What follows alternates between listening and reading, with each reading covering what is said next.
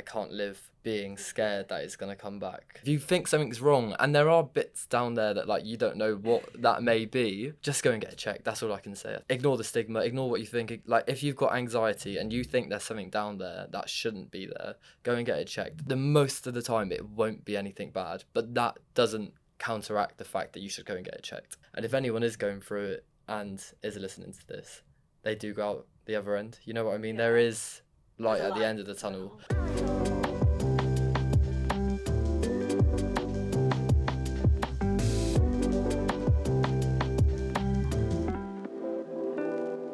Welcome to this Movember podcast of Diversifying Data.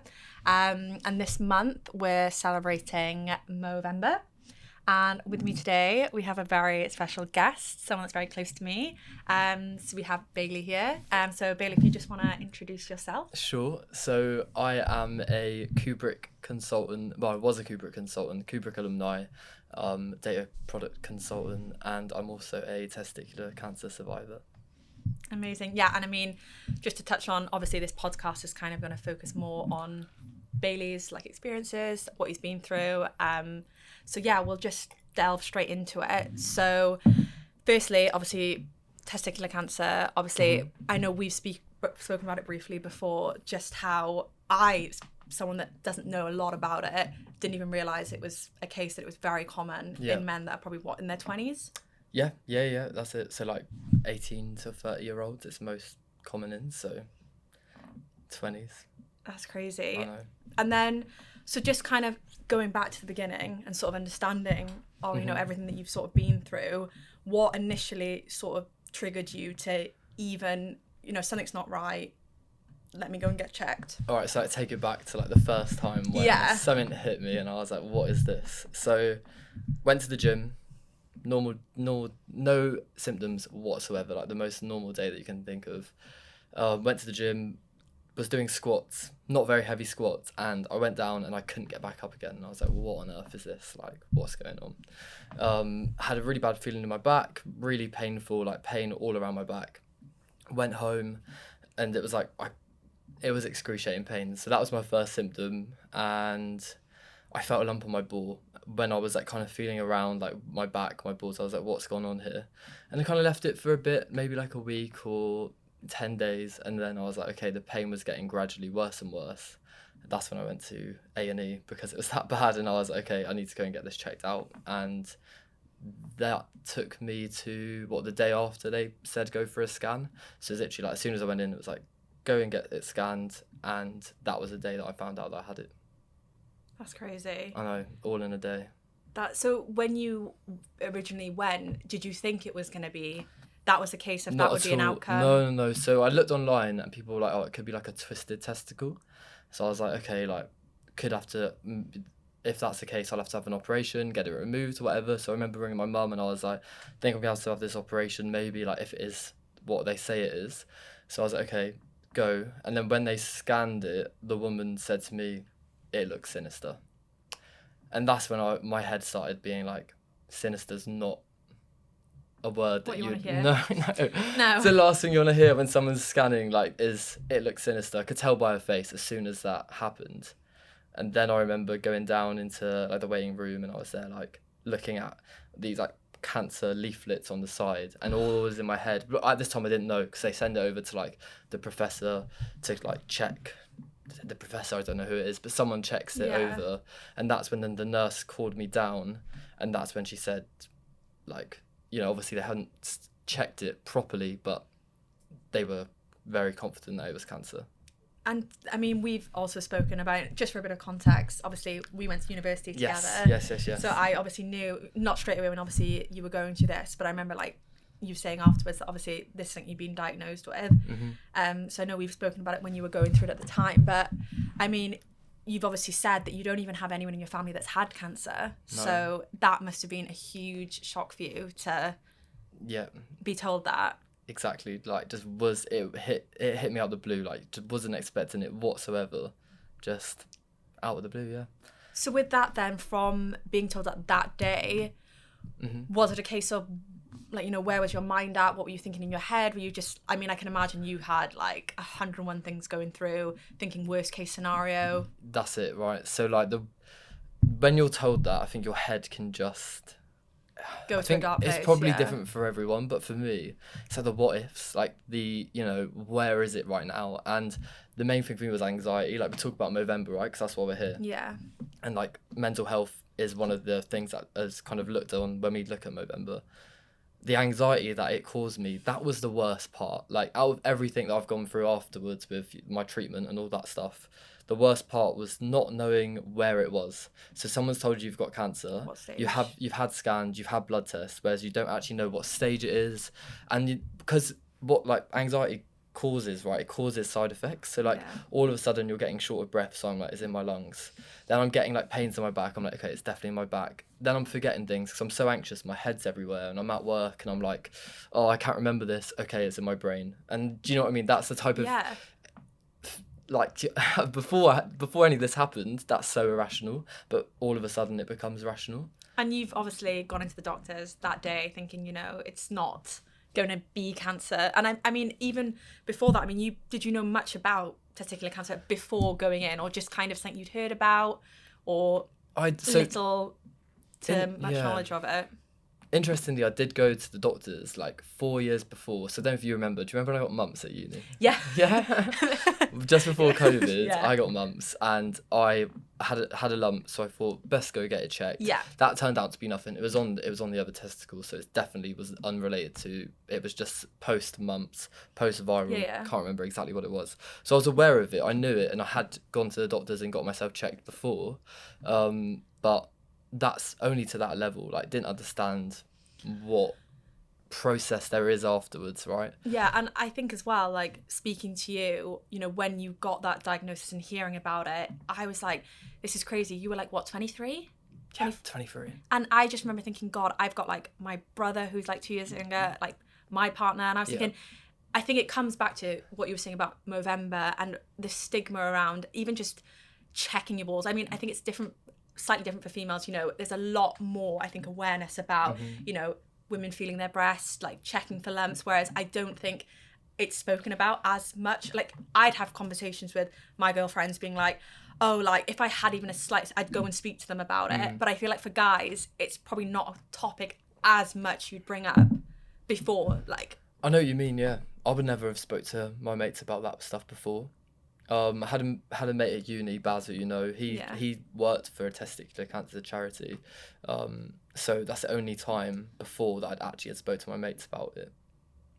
Really, like, that's random, right? Not many people work for testicular cancer charities. So in that sense, like, you wouldn't really chat to your mates about that stuff. And I think what's really scary about that is the fact that if you catch it early enough, I think the survival rate, I think I remember reading, I think it's like 97%. It's quite high, really high, catching it early on. And I think that comes back to, you know, if you're not talking about it, you're probably like, it's going to go away. It's nothing, you know, even for you, you know, not having any history of like cancer in your family, you know, you probably didn't have that thought beforehand. And what's scary is not getting it checked, like the amount of lives that can be lost from just not even like having them conversations. Because even just speaking to someone going, oh, mate, you should probably go and get that checked, just to be on the safe side. But I think it comes back to, with men, I feel like they're very much like, get up, get on with it, like not speaking about it. 100%, yeah. Whereas like, for myself, especially, I'm like a hypochondriac. Like, if I have the slightest thing wrong with me, I'm like on the phone to the doctor, or I'm speaking to like my mum, my friends, which I feel like, if before you went to the doctors, is that something you know, went to someone and said, oh, look, I've got this like lump. Do you think I should go and get it? Or you just went off your own back and just... Yeah, interestingly, I didn't speak about the lump. I spoke about the back pain, but never the lump, weirdly enough. But you're right, like, there is this stigma, and maybe it is with blokes. I suppose that here at Kubrick, right, like, you've got loads of young lads working for you at around that similar age that I got diagnosed, and like in the age that testicular cancer would target. So like, from that perspective, I suppose that the only thing I can say to people that are listening is just like, please go and get it checked. And like, don't, like, it is a stigma, right? It's like your private parts. Like, no one really wants to like go and get a doctor to go and look at them. Like, it's not like something that people enjoy doing. So just going, like, just do it, just get it checked. If you think something's wrong, and there are bits down there that like you don't know what that may be, like, just go and get it checked. That's all I can say, I think. Like, ignore the stigma, ignore what you think. Like, if you've got anxiety and you think there's something down there that shouldn't be there, go and get it checked. Most of the time, because there may be people listening to this thinking like, oh, I have something down there, and okay, what am I going to do about it? The most of the time, it won't be anything bad, but that doesn't counteract the fact that you should go and get it checked. Yeah, because I think that's interesting enough, you saying that as well. I think it comes back to when, like, sometimes I can understand for some people, you know, for instance, feeling a lump, for me anyway, it would go to a dark place. I'd be like, something's wrong with me. And I think you could almost be tempted to be like, oh, I'll put it off, because if it is what I think it could be, I don't want to, like, have to, you know, get to that point and actually be told that it is what it is. Yeah. But on the flip side of that, it's like, if you get it early enough, you're so 100%, yeah. Which is crazy. I mean, when you went into that, like, doctors and you got that diagnosis, I can imagine you were there by yourself as well.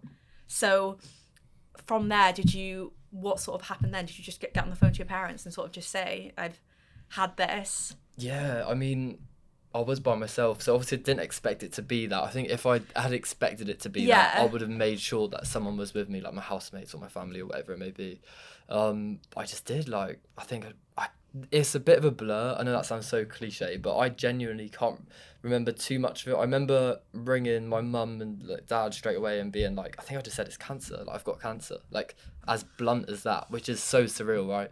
Especially for your parents on the other end of the phone. Yeah, my mum was on. So by the time I got home, obviously my mum lives in Plymouth, so quite far away. She was at my house pretty much by the time I got home. I'd already got home, and she was, like, in the car straight away, like, up, like, you know, because I think it's a shock for everyone, and she just wanted to be near me. Again, it goes to that dark place. I think I can imagine you would have just gone to, like, the worst case scenario of what can happen. Yeah. Like, you're scared. Like, I think that's probably the only way to put it. And then with that diagnosis then, how, in terms of, like, support from the doctors, I know obviously you were working as a consultant at that point, sort of with work, I can imagine the last thing on your mind was thinking about work, like anything like that. And I think sort of what support did you have during that time with work and balancing, obviously, all this going on mentally?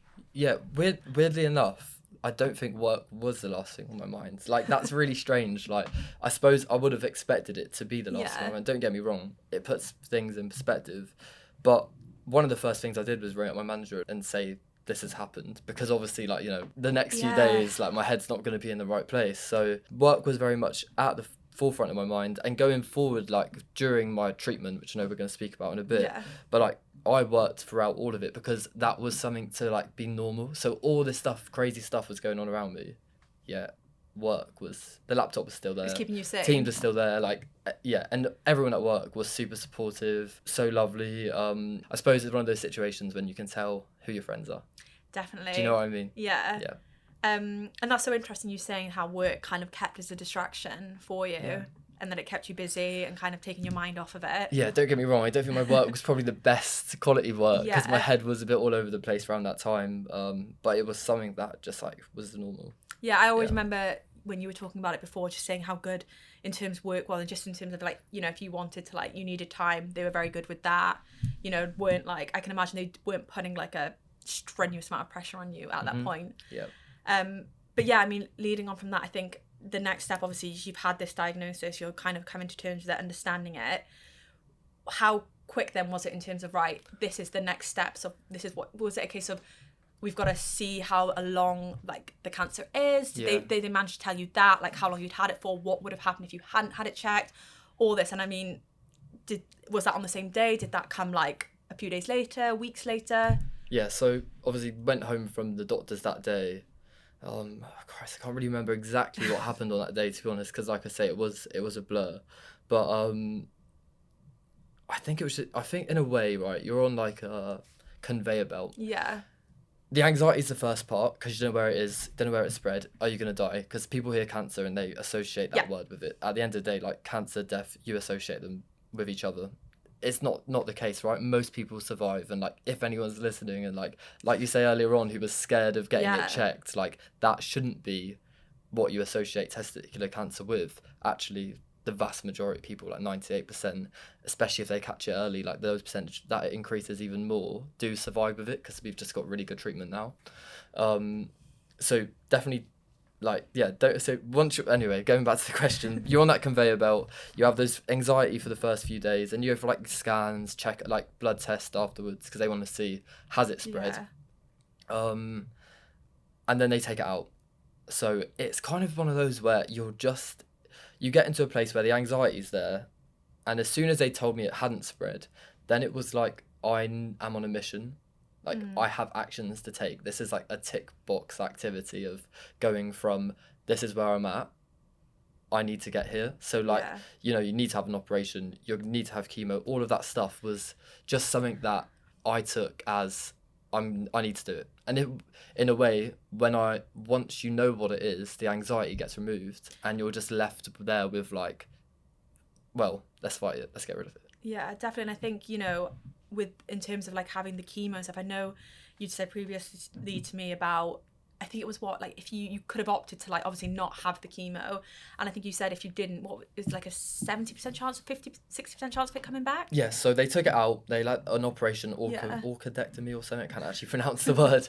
So they take it out, and the doctors there were like, it doesn't look like it's spread, because obviously when they open you up they can see other things as well, and they were like, it doesn't look like it's spread, you probably won't need chemo. So I was like, great, happy days. So it was stage 1, and then when I went to the hospital the next time expecting to be told, that's it, we may put you in for a few scans or something, that's when they turned around and said, actually you are going to need chemo. Or they offered me chemo because they said that there's a 50% chance of it coming back. So I took it all out and got rid of it because I caught it so early. Again, so important to get it cut out and caught early. So it hadn't spread anywhere. Usually it spreads into the lymph nodes, but there was a possibility because it was embryonocastoma. Probably said that wrong as well. But it was a type of it was a really aggressive cancer. So it meant that there was 50% chance of it coming back, and there were cells that were still in my body. So I was like 50% chance reduced. They said 10%. I've looked at more studies and it's actually more like 3% of it now coming back post-chemo. And it's adjuvant chemotherapy. So that's 3 weeks of chemo. And I suppose that anyone who's listening to this that is going through it and has that option, they have the option of surveillance where you can get scanned every month. And the other option is you get the chemo for 3 weeks, adjuvant chemotherapy, so it's not like the full course. If I had it spread, it would be 3 lots of this, whereas this is only a third of that. So 3 weeks of pretty intense chemo and you're going to be all right. And when someone holds up cancer, 50%, 10%, you just go for the 10% and you're like, okay, 3 weeks of my life, gonna lose my hair, gonna feel like crap, I don't care, let's get it done. Yeah, and with that chemo, I can imagine it was very aggressive, a very intense period for you. Yeah, it's rough. And it must have been quite I can't even imagine how draining it must have been. And that scary process of, in terms of, like you said, losing your hair. And that's a big thing coming back to Movember for guys as well, their appearance. And I guess as well, it leads on to probably having more people question, you've either shaved your hair off, or what's the reason that you don't have hair anymore? Yeah, you're not wrong. So with that, did you get a lot of, were you nervous about having your hair loss, or? Yeah, I was. That was weirdly looking back, because they said the chances are that you lose your hair. So I opted for a cold cap because it was only 3 weeks. So I thought, and even though the sessions for chemo were long, I had IV chemo, so basically injecting chemicals into your blood. It's BEP, so there's 3 types of chemicals that they get into you: bleomycin, etoposide, and cisplatin, the 3 names that absolutely haunt me. They inject that into you. It's 5 days on the trot, and then you have a following of the bleomycin on every Monday for the 3 weeks. So I thought that because I wore this cold cap, I'd got away with the hair loss, because it got to the end day, I was there ringing the chemo bell, and I thought, I've got my hair still. And I was pale, I was a bit anemic, because it ruined your white your blood cells, so you end up looking pale. But I thought if I lost my hair, I'd look sick, and that's what I didn't want to look like. I think that's exactly that. I think, but I remember at the time, you still had your eyebrows, didn't you? Yeah, you didn't lose your eyebrow hair, I lost did you? everything but off my eyebrows, which are quite strong. Yeah. I remember coming up to my Christmas party, and it's a lot of the time the work people would see me in first place, and they were like, Jesus, they stay. Have you drawn them on? I was like, no, they just didn't go. But I think with that, it does come back to, as well, like you said, losing your hair. I don't know, I feel like a lot of people would feel like people are going to look at me in a different way. I mean, you can wear a cap or you can wear a hat, anything like that. But I feel like when you start experiencing the hair loss, was that something as well, and that like triggered you to feel a bit more like self-conscious, anything like that, or was it a case of I'm fine with this? Yeah, I think it's one of those, right? I care about my appearance. Like a lot of blokes would be like, oh, I don't, and that's fair enough. Like some people do, some people don't, but to me I do, and I didn't want to lose my hair. Like that was just a full stop, really. And I just didn't want to look, I suppose I just didn't want to look ill. Yeah. And that was like, that sounds so vain, right? Like how can someone who's been faced with cancer and, you know, it's got all of this road ahead of them with drugs, and they know they're going to feel like crap, and they're going to like be sleeping all the time, and they've had operations, and already like by that point I had my operation, I went to Croatia afterwards, and it was just so annoying because I couldn't swim. So all of basically what I'm saying is all these barriers, and then one of the main things in my head is my hair.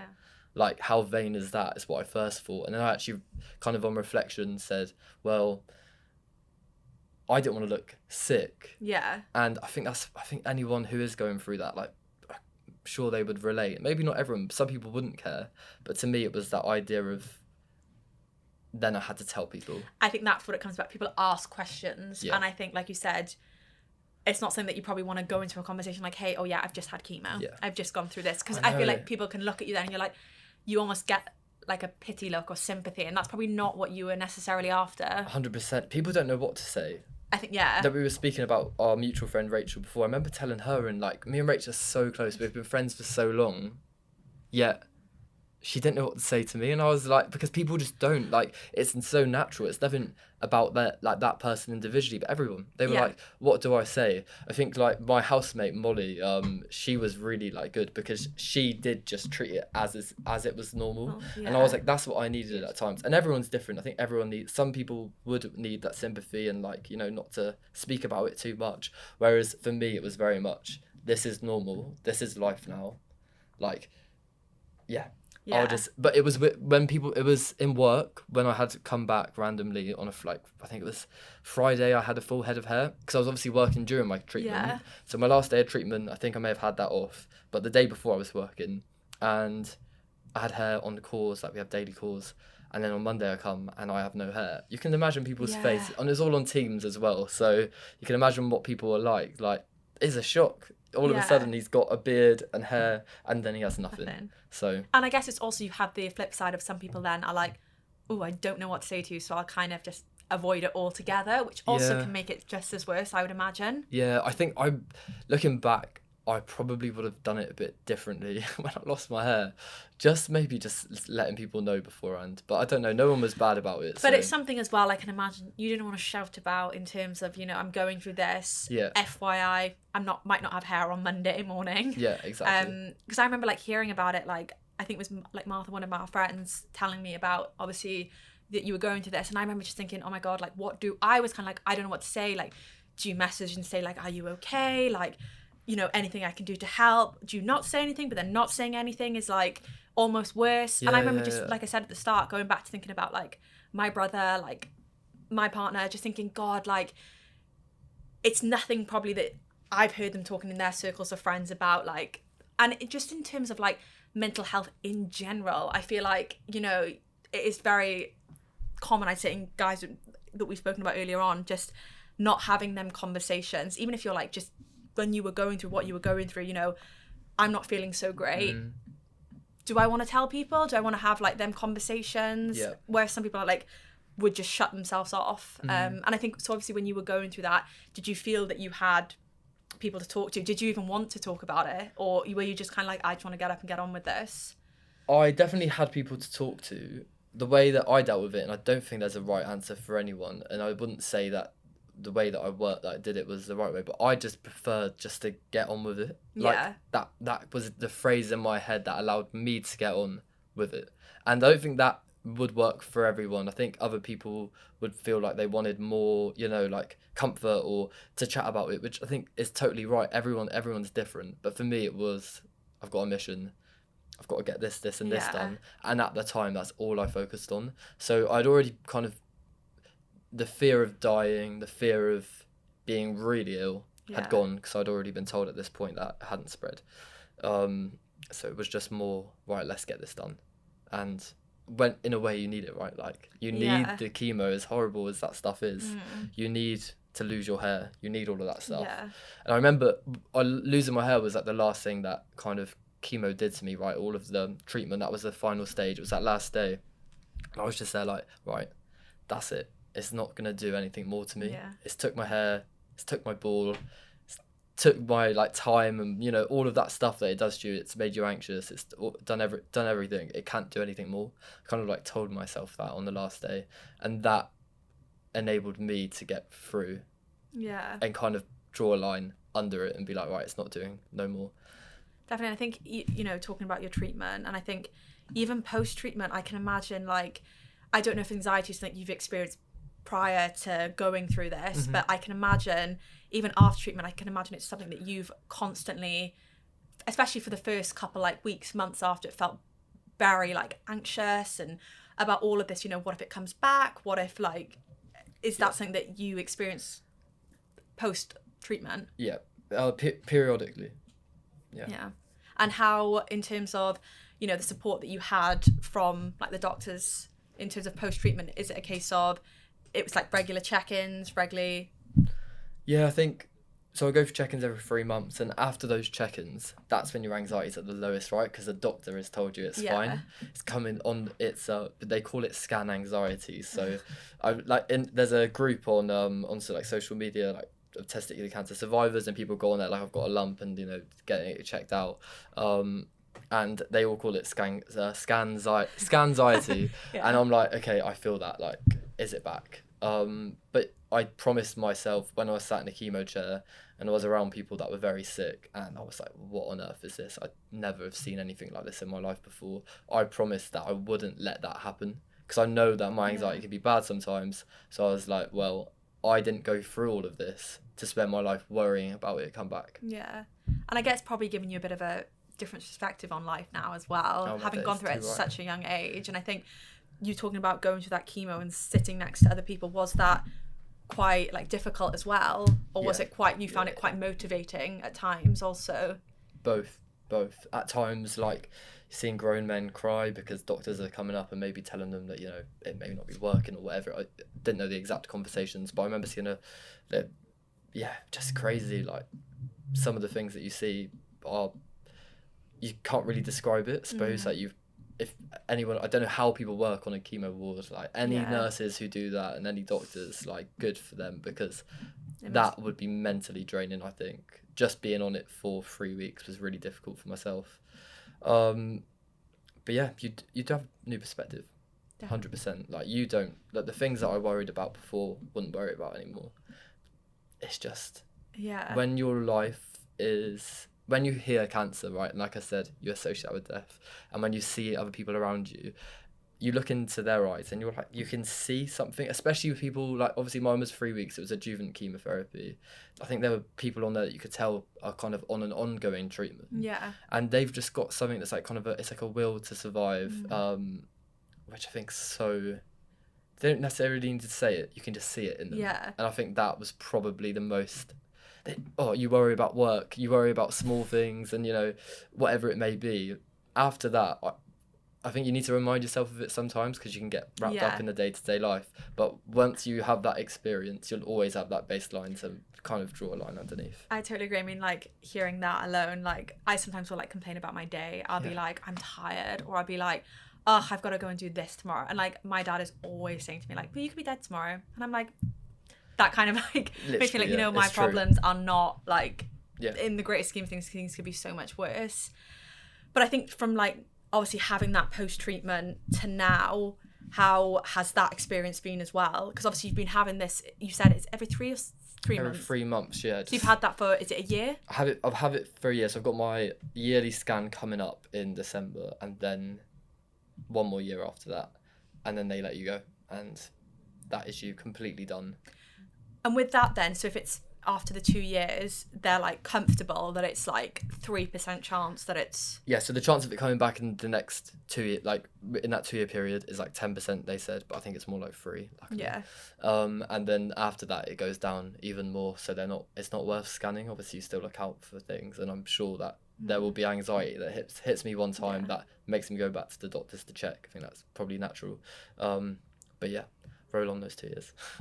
Yeah, and I think coming back to just sort of saying about support, I remember obviously once you'd gone through the chemo, I remember seeing you put it on social media and just thinking, that is like so brave, I feel like, to be able just to put it out there that I've been through this, anyone that wants to reach out to me, because I think it's something that you could have very much just kind of kept close to your chest. Immediate friends probably knew, but there's probably so many people that you like have online that probably had no idea what you've been going through. Yeah. And I think off the back of that, have you had many people sort of reach out to you saying that they've, worried about something or going through a similar experience? Exactly that. Like no one's actually reached out saying, oh, there was one person who said they had it, but like maybe a few years ago. But a lot of people saying, I think I've got like a lump, or like just some of my mates coming up like, oh, like I feel something down there, like should I go and get it checked out? I'm just like, yes, get it checked out. Like there is no other option, just do it. Like as soon as you go to a doctor's, you're in their hands, right? And they're like really capable. So and putting on social media, that was the kind of positive side of things, right? Like I put it out there and said, this is what I'm going through. And I wasn't going to, I was going to keep it just to myself.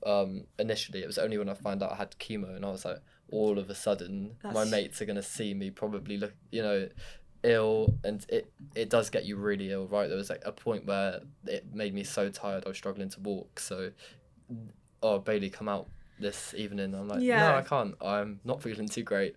That'll only wash for a while. So yeah, I just decided to put it out there, let everyone know. But I think that's good in like long run as well. If someone then, later down the line, they have that experience, to have someone, because I think it's great to have that support network. But I always find with certain things, if I was to imagine myself going through something like that, I would kind of, I think, best talk to someone that had been through it themselves. Because I think it's all well and good being like, you probably had it a lot of time, like, oh, I can't imagine how you feel. And like, you probably think, yeah, you literally can't. And I think to have someone that be like, I actually know what it's like, what you've been through, to even just give you tips, this will help, I can imagine would be a huge like support for someone, especially for like going back to speaking about men who probably don't feel like they have a lot of men probably don't say, I've been through this and I've had chemo. So I think for a lot of people that would be a huge like motivation and an inspiration to pull through. Yeah, definitely. I mean, speaking to people that have had it, all of a sudden you are speaking to someone who's had it. So even just having it means that they have survived it. So it's like, all right, well, I can do that as well. So I mean, I've not met anyone since who's actually going through it or whatever. But if I did, like, I would just be like throwing stuff at them, like, you're gonna be all right, you're gonna be fine. The anxiety is the worst part. You'll get through it. Like, there's such a high survival rate. Don't worry. Get it done and get all the stuff you need to do. Chemo, whatever it may be, it's different for everyone. Some people don't need chemo, but get it all done and you will be all right. Yeah, because I think, you've got cancer, but that's also triggering other things, like you said, like your mental health then can deteriorate, your anxiety. So it's not just as well the cancer itself, it's all the other things that come along with that. And I think even you talking about going through your chemo, did that sort of affect your daily life? Was there a lot of things, I can't do this, kind of you saying, I can't come out, I'm not feeling great? Was it like a lot of things it affected, or was it just more tiredness? It was rough. I'm going to make you feel sorry for me now. So I obviously had it and it was rough, don't get me wrong. It's not nice. Like, interestingly enough, someone in work, a lady that I work with also was going through chemo just before me. Oh, wow. And she rang me up before, because I messaged her and said, like, this is so random, but now I have cancer as well, out of the blue. And she kind of rang me up and was like, this is what, like, you're gonna feel like crap. Like, she was so honest, and I really needed that at that time. And it is, as she described, you feel like 100, you feel like crap. You're walking around, you're getting prodded by needles and trying to find your veins, and you're taking so much steroids that 1 minute you're shoving food down your mouth, the next minute you're throwing up. It's not pretty. And then it's like the aftermath of like the tiredness. You get this weird thing where you can hear screeches in your Oh ear, my like gosh. so random, right? You get all this like fuzzy feelings in your hand, like stuff that isn't just a normal flu or a hangover. This is rough. And then it got to the point where I was just so tired, and I couldn't actually go out because the type of chemo I was having wipes your immune system completely. So I you're had no susceptible immune. to... Yeah. And I was wearing retainers at the time, and one time I put my retainer in, that led to a wisdom tooth infection. Normally, like, have a bit of mouthwash, you'll be alright. The doctors don't even prescribe antibiotics. I was in A&E within like 3 days, and I was isolated in a room because my body had just completely shut down. So yeah, definitely wasn't going out and doing things then. It was rough. I mean, like, knowing you through uni, like, I feel like you're quite a strong person. Like, I don't think I've ever seen you cry or anything like that. But I think for someone that maybe, you know, isn't as strong, like, it must, like, even hearing that now, like, I don't think I could go through mentally going through that. Like, I can't imagine the toll that took. You could. I think that's the thing. Like, when you are put in that position, I think anyone just looks at it and is like, I'm gonna fight this, because they, all of a sudden, things are put in perspective. So like you say, oh, I couldn't do it. I just think you could. I think I feel. Don't get me wrong. Obviously, some people. I'm not saying everyone needs to be strong, and people are different. But when you're put into a position where your life is at stake, or you know, cancer, like, obviously I knew I wasn't going to die, but I knew that if I had left it, the chances were it would come back. And obviously then if you didn't have treatment, it would eventually succumb, I presume. So yeah, I needed to do it. And when you need to do something, you just get on with it. I think that's like incredible. But sort of coming back as well to, you know, anyone listening that's kind of, you know, especially any guys, you know, what sort of were the signs, other than, like, obviously I know you can be feeling down there just to be checking, but is there any other signs that you can sort of be looking out for that could potentially be something to be like cautious about? Yeah, so I think everyone knows, I hope everyone knows, that it's a lump down there. That's like the main symptom. Usually it's not painful. Mine was, interestingly, but usually it's not painful. And can it be different sizes, or is it a case of, you know... Different sizes, different, like, if one's heavy or not. I think they're all things that people look at. Mine was just a bump, but it's different for everyone. Interestingly enough, I didn't know this until I had it, that back pain was a big kind of symptom. So yeah, if you're going to the gym and you have back pain, it probably is because you've done a dodgy deadlift or something. But this is like something to look out for, you know. Just go and get it checked out. I don't actually know the list. That's really bad of me for not knowing the list of symptoms. But I think I should have come I'd prepared with imagine those. it's definitely a lump. A lump, but not always, because it can be. I think it can be inside the testicle as well. So it can be. So it can. That's when it's if one's heavier. I think the thing is, right, if anything's feeling awry, just go and get it checked out. Just to be safe. Yeah. Wow. Yeah, because I mean, like, this is coming like from a female perspective. I know my mum before, she's like had a lump like in her breast, but it's just been like, I think, like, fluid that's just been caught up. But like, just go and get it checked. I think it's just like the biggest thing of what you're saying. Anything that could put you at risk, I think, is just better safe than sorry. Yeah, 100%. Like, because you're right, you can get like water cysts, because people on this, like, the social media testicular cancer page, people are putting it like, oh, I've got it, I'm going to the doctors, I'm really worried, like, I've got a lump, and then they comment on it later like, I'm actually okay, it was just a cyst, or it was just this, or it was just that. That's what the majority of people will get. Like, if you get that news, think yourself lucky, right? Because it could be a lot worse, and the chances are you will be okay, and like, you won't actually have cancer. It's not a popular cancer, I don't think, but that does not take away one little bit from you getting yourself checked out. Yeah.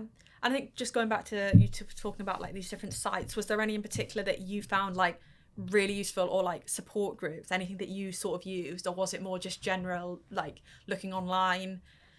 Like, there was like a Reddit page where people who have had it are on there, like, kind of helping other people. And I think, going back to what you said earlier regarding if you know someone who's had it, like, that's really useful, because they can help you, and you can ask questions, because realistically your mates probably haven't had it, so all of a sudden you're in a position to be like, oh, what is this? Like, no one in my family had it before, so it was all brand new to me. But in terms of that's all, I think it's one of the things people shouldn't do is probably feel something down there, then go online and oh my God, kind of go into that. You know what I mean? I've done it with a cold, and it would be like, you've got this. So sometimes I think you're right. I think how do you hit that balance though from making sure you are looking after your health and making sure that you are being aware of your body, but equally not running down the anxiety kind of doctors and, you know, whatever it may be. And I think the only answer is just go and see a medical professional. Yeah, because it puts your anxiety at ease. You don't get too deep into Google before knowing what is actually wrong with you or whether you're absolutely fine. And then equally, you're still looking after yourself. You're not kind of saying, oh, it wouldn't happen to me. Yeah. Because I would have said it would never happen to me. But that's the thing is you hear of, like, you know, you hear of all these like things that can happen to people, and you're always like, I'm not gonna be that person, especially like not having any history of that, medical history of that in your family. Like, huge shock. Whereas for some people that maybe have had that passed down like genetically, it might be more of like, oh, that's on my radar, that's something to think about. And I think you coming here today and like speaking about your experience, raising awareness, because I think a lot of guys, it's probably something that, you know, they hear of cancer like testicular, prostate, but I didn't even really know before that testicular cancer was common, more common in like younger men. I would never have thought like a friend of mine in their early 20s, like having testicular cancer. Yeah, I think the average age is 23. I think that's the majority of people get it when they're 23, I'm pretty sure. But still, it's young, right? Like 20, even 30 is young. Like, you just don't expect it. Well, especially like you're probably, there's some of the years where you think, I'm at my healthiest, my fittest. I wouldn't have... And I was, like, it's not that I wasn't, like, there wasn't anything wrong with me other than that. So it just, you don't expect it. And then obviously going back to it being Movember, does this sort of time of the year kind of like trigger like in terms of like anxiety or anything like that? Does it feel like you think about it more, or it just is more on your mind?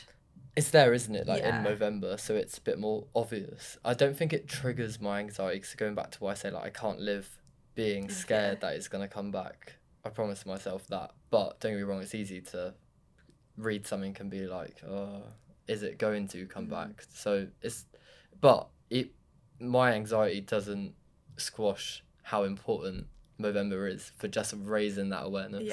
Raising the awareness not just for testicular cancer, but also like prostate cancer and the men's mental health. All things that it's good that we have a month to spotlight it. Yeah, definitely. And I think, you know, it's the month of November, but it's something that I think them barriers and the stigma, like, they're more just need to come down in terms of, I think having, you know, people like you coming on and like speaking about your experiences and opening them conversations is so important. Because I think still in 2023, almost being 2024, it's something still men don't feel that it's something, you know, it's cowardly to speak about, or it's like a taboo subject. You're right, yeah.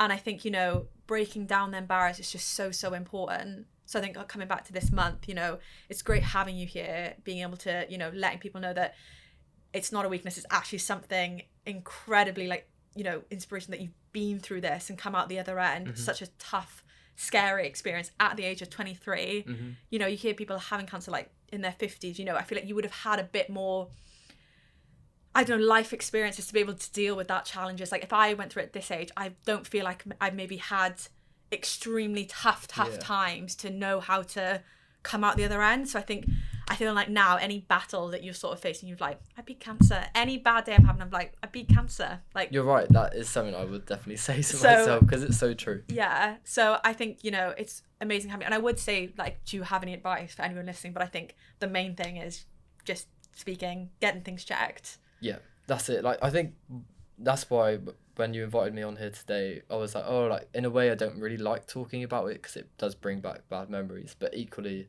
I'm like, every bloke should be testing, feeling down there, and if they are worried, they should go and get it checked out. That's the first point.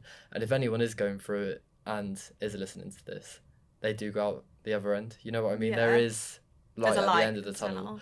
I think they're like the two main things, if I could just say. Take that away, check yourself, and everything's gonna be all right. No, it's amazing. Well, I'm incredibly proud of you. I think you're a huge inspiration to not even just guys, to females, because I feel like even if I went through a form of cancer and thing, I would be like, I don't know if I could be as strong as you. So I think it's something, like a challenge you've gone into your life that is absolutely like incredible to come out the other end. You got through it without crying. How did that I happen? know. I feel at some points, but I am just like, you have done like amazing. And I'm sure, you know, through this podcast, even if it's just helping one person, I think you're doing an amazing thing of breaking down them walls and them stigmas.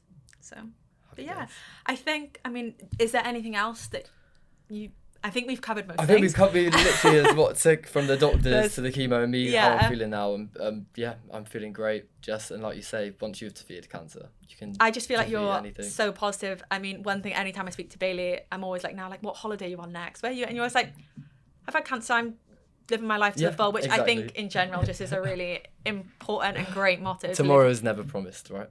That's the thing. But it's amazing having you. Like I said, I'm super proud of you. And yeah, thanks to everyone listening. And I'm sure, you know, if anyone listens to this podcast and want to reach out to you, I know you're always like open to them 100%. Conversations. Yeah, yeah, please do. If anyone is going through it or is worried, to just give me a chat. Oh, it's amazing. Give me a hug. Give me a hug.